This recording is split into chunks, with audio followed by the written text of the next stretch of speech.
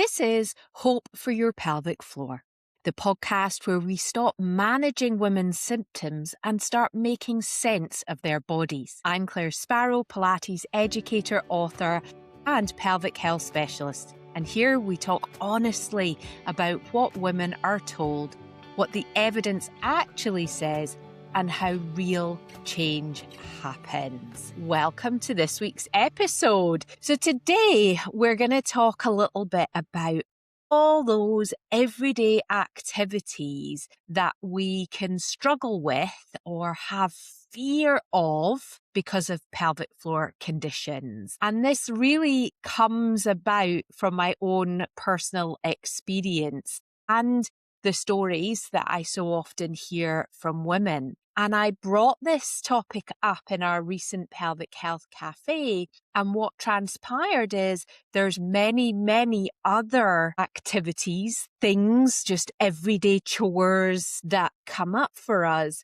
that are really causing issue for our pelvic floor and creating a lot of fear and trepidation for us in our everyday lives. So it all kind of started in this kind of New Year vibe where I don't know if you're anything like me, but I like to have this kind of spring clean almost in the new year. I cannot wait to get the Christmas tree down, clear all the surfaces. I just have like this deep urge to wipe down all the surfaces, clean out all the cupboards, declutters those corners that sort of gather stuff. And, you know, we all have those drawers and corners and ledges that the pile just seems to grow without even realizing. And it's in that moment in the new year where I suddenly can see everything and I want to clean, clear, organize, declutter, just zen really my environment, my house.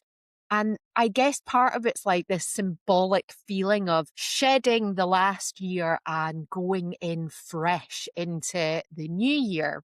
And of course, this year was the same as every other year. I really wanted to do that. And one of the huge jobs in my house is stripping and changing everybody's beds. Now, there's 5 of us. It's a lot of beds. And I tend to do the cat and the dog's beds at the same time. Like we just go wild and get it all done. And as I was wrestling, and I mean wrestling, our giant super king size duvet into its cover, and I love the cover that I've chosen, but the cover is just about as heavy as the duvet itself. And something really unexpected happened to me this year. And I had this wave. It was like a physical wave in my body of memories, radiating cellular fear came flooding back into my body. And I was just doing it like I do it. I wasn't really thinking about it, but this fear completely took over my whole body. And this is because there had been a time where something like wrestling the duvet into the duvet cover filled me with absolute dread. I was afraid of how my body was going to feel, how my prolapse symptoms were going to be aggravated by something as simple as putting the duvet on. And in that moment of all-consuming memory, I realized that there was no issue today, right now. This was in the past. I don't need to feel that way today. But I also recognize that that fear is so visceral and true for so many women still today. You know, that thought of lifting and shaking and trying to bloom and find the corners that seem to move away from you every time you're trying to get it in, the awkwardness, the heaviness, that feeling of just utter lack of control,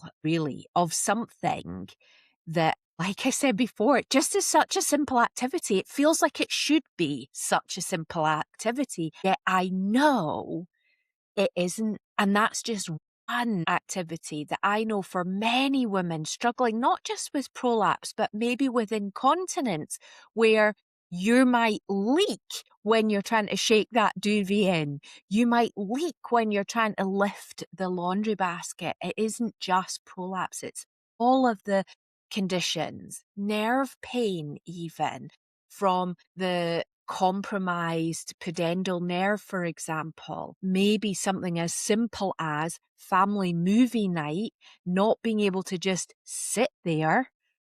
That's devastating. You know, you want to spend time with your kids or your grandkids watching the latest whatever movie it is, but the thought of sitting fills you with that fear and dread. And layered underneath all of that, well, I can only speak for myself because this is how I felt, was this horrible sense of inadequacy. A feeling that I wasn't good enough, that I couldn't do a simple thing like putting the duvet cover on, changing the beds. And I'd say to myself, all this is just making the bed.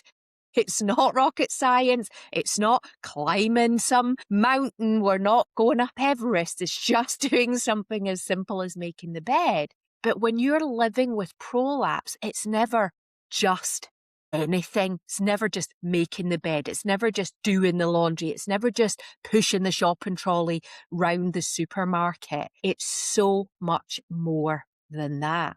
It's a reminder. It's this constant nag. I've talked about this before in the podcast, that feeling of that your pelvic floor is like this constant voice, this little bully in the back of your mind telling you what you can and cannot do. It's a reminder that something has changed, you know, that your body is not the way it was. It's a reminder that you can't always just do whatever you want. You've got no freedom. You can't do what you want when you want because your pelvic floor is the boss. It's the fear, that contracting fear that makes you feel small. It makes you feel like I said before, I just can't shake. And it comes back in waves now as I talk about it, that feeling of inadequacy. I'm not a good wife, mum, friend, housekeeper of my environment because I can't just do an ordinary task without the fear that I'm going to make things worse, that bulge will feel heavier, that my symptoms will flare, and it might be the last straw. Is that duvet wrestle going to be the last straw? Am I going to feel like everything's falling out? And even when you know, like logically, like I know organs don't fall out. It's not how our body works. And I know that's what it feels like. And I know for most of the women that tell me their prolapse stories, that's what it feels like. And of course you're going to be afraid. Of course you're going to clench in and squeeze and hold it because you feel as if something's falling out of you. It's such a feeling of vulnerability, and that is all real. It's a weight, an emotional, heavy backpack shrouding you all the time. It's so, so real. And it isn't just the duvets. Like I said, it's loads of other things in everyday life. The duvet, I remember being just like such a strong, fearful activity for me.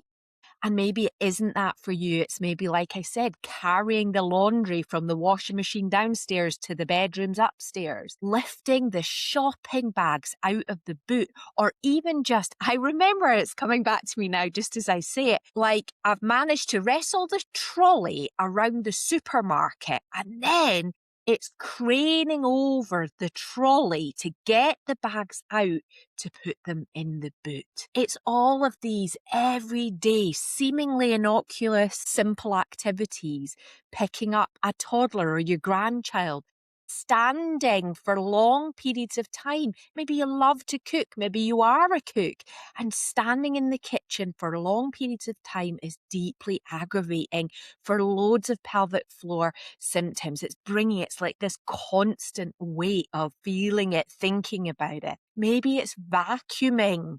You know, if you've got one of these heavy vacuums trying to get it to move around the carpet. Maybe you're a keen gardener and the squatting to weed is making you afraid of your pelvis, afraid of that activity because your prolapse symptoms are there and worrying you. Maybe it's walking downhill or getting up out of a low chair or that dreaded cough, the laugh, the sneeze. I mean, at this time of year, the cough and the sneeze is just such a huge fear for women. And these moments can feel like you're constantly being tested. It's testing your body and it's your body testing you almost in return. It's just a constant. And things you should be able to do. It feels like you should be able to just do all these everyday things and things that you used to do without thinking. And I remember really feeling like that was almost comparing me with me. That was the biggest kicker. Like, why am I thinking about the blooming duvet? It's just making the bed. Never had to think about that before. This is that internal and the questions, the hesitation, that internal calculation. If I do it like this, if I twist like that, if I pull up my pelvic floor, all of these things that go on in our mind and, questioning constantly. Can I do this? Should I do this? What if it makes it worse? What will happen then? Can I get somebody else to do? Do I have to tell them that I've got prolapse and then they'll know I've got prolapse and then will they think that I'm weak and incapable because I've told them I've got prolapse so that I can ask them for help? You're having an insight into the inner dialogue of my head when I was deep in that prolapse fear. And what I want you to know today is that, in fact, I did wrestle that duvet into the giant duvet cover successfully. Once that fear had come back and I remembered what it was like before, I felt amazing. It felt like a liberating, joyous experience. I put my music on and I was kind of dancing as I was doing it, just feeling the positivity and the joy because it's been so long. It's been so long for me since I'd felt that fear so deep, so viscerally, so strongly. And these days, I definitely delegate the boys to wrestle their own duvets. But actually, that feels like a healthy choice for life and learning for them. And it's not about me not feeling able to. It's more about balancing life, thinking about all the different things that need to be done for my frenzied January cleaning. But more importantly, that moment reminded me something that I've known from the very, very beginning of my own whole body pelvic health journey. I knew I would need and want to care for my pelvic floor for the rest of my life. Not because I think it's broken or because it's something that needs fixing, but because my body deserves the ongoing support. And when I had my diagnosis, I felt as if I hadn't done what I needed to do to care for it in the first place. So I vowed in that moment that was it, that I would forever look after it because it deserves it. I deserve it. I want to be able to dance about to my playlist while I'm putting the duvet cover on. I want to be able to do the monkey bars with the kids. I want to be able to play football, and now they're getting me to play pickleball. I want to do these things. But before I just didn't really understand my pelvic floor. So, 21 years ago, I had a vague, pelvic floor, that works with my abdominal muscles. I'll just pull it all in. I didn't appreciate its whole needs. And part of my motivation has always been to make up for that with kindness and consistency and also curiosity, not standing still, but continuing to learn and grow in my awareness, understanding of the pelvic floor, how it works as part of the whole body, and how I can bring that forwards. And that, that little idea brings me to something I often say to women. And I was reminded of this recently as we're all coming back into class. There is no timeline. There's no timeline where you fix your prolapse or incontinence. And then It's not like in 6 months, I can tell you, you'll have fixed your prolapse and you'll never have to think about it again. It's just not how our body works. Like I said, it literally is for life. I am caring for my pelvic floor like I care for my teeth. I am doing something every day, at least twice a day, in service of my pelvic floor because it's in service of me. So there isn't a 6-week miracle program. There isn't a perfect exercise that if you all do this one thing, it's going to miraculously fix your pelvic floor for the rest of your life. It's actually lifelong care. And I see that as such a joyous and positive thing. And I don't say that, it might feel hearing that a bit heavy or discouraging, but it's not meant to be like that at all. I say it because it's actually incredibly empowering. When you practice the concepts of whole body pelvic health, little and often, you maintain the gains you've made.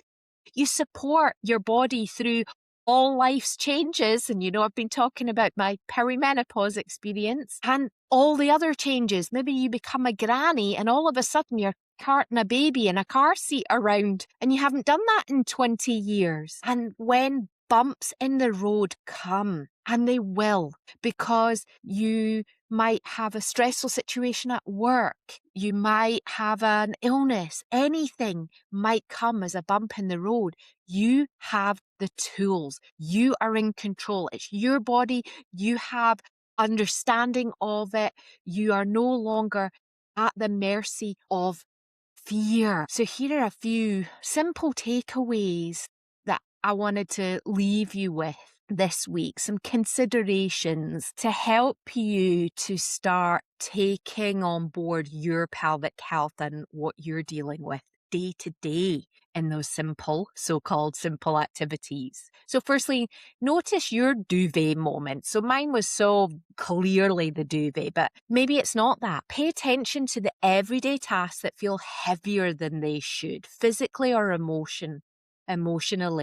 That awareness matters. And then fear doesn't mean failure. Feeling anxious about a movement doesn't mean you're weak, broken, or doing something wrong. It means your body's asking for support. Doesn't mean avoid something. It means look for the thing that's going to support you doing that. Maybe it's starting the day with a breathing exercise. There's no race and no finish line. This one's a really important one. Because pelvic health is not something you complete.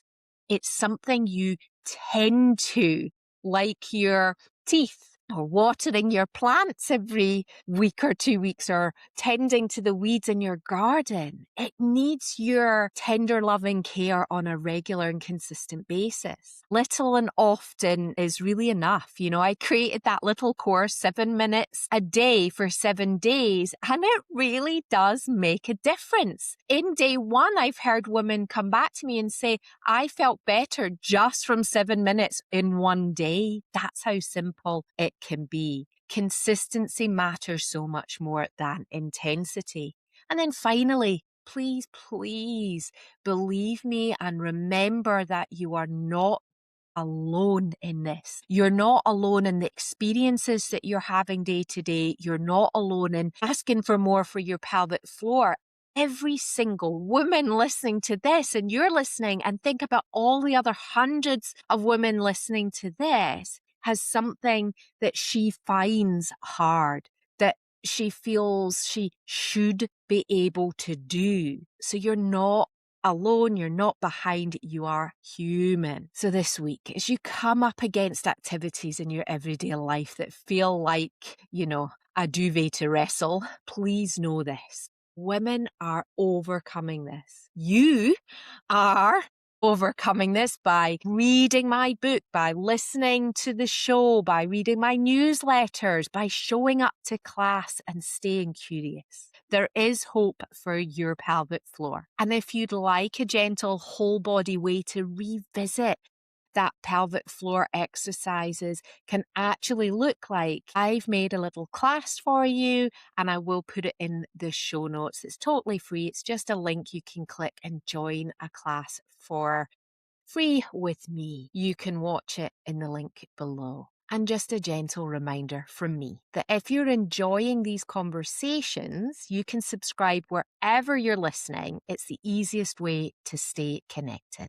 Thank you so much for listening this week. And if there's one thing I want you to take away from today, it's this. You're not broken, you are not behind, and you're not alone. There is hope for your pelvic floor, and I will see you next time.